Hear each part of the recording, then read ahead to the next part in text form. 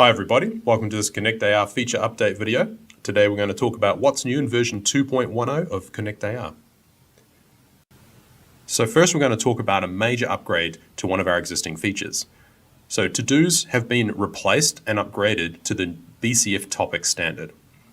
Now they're still doing pretty much the same job. It's all about identifying, capturing, documenting and tracking all your field issues. But BCF topics add some really nice, unique functionality to that process. So the first thing is all the types, priorities, and statuses. All of those are completely customizable and really easy to filter inside Trimble Connect to make it a lot easier to manage.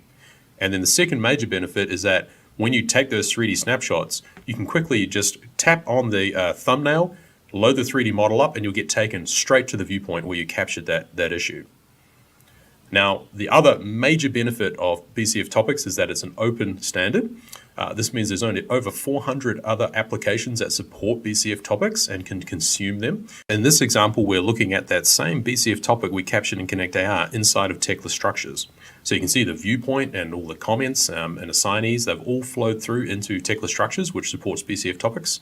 I can add comments, I can reassign that and mark that up inside of the Tekla environment. And you can see when I go back to Trimble Connect, all of that has been updated and is viewable in the web.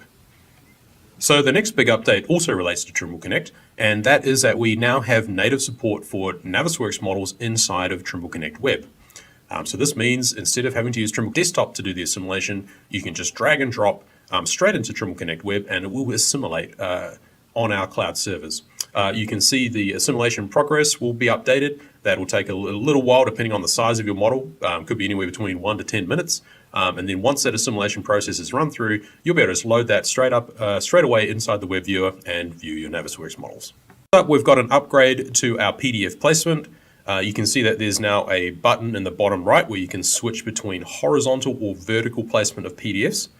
Now this is nice because that lets you go out and work with cross sections and elevations or even details on your PDF documents. In this example, you can see I've got a detail of this LVL wall panels and I'm placing that with the 2 points just like you normally would and it's coming in vertically. So really nice to be able to look at those vertical sheets in the field.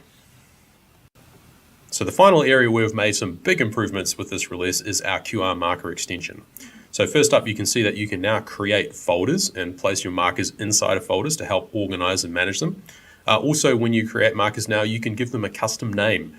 So I really like to label them with, for example, the grid reference of the column that they're attached to, for example, but now you can make it a lot easier to identify them. Also, when you are creating your markers, you can now create a little 3D snapshot.